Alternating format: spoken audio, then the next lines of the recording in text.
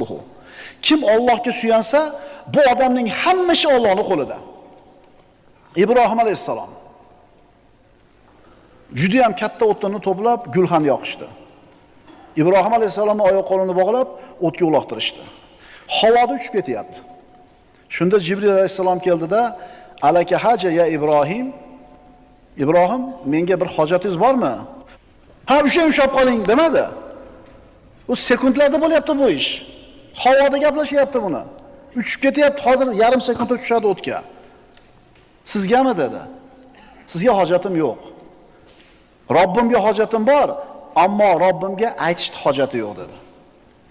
Hasbunallohu va ni'mal vakil dedi Ibrohim alayhisalom. Alloh taolo dedi, "Qulna ya naru kuni bardan va salaman ala Ibrohim." Ey o't, Ibrohimga sovuq va salomat bo'ling dedi. Nima uchun? Hasbunallohu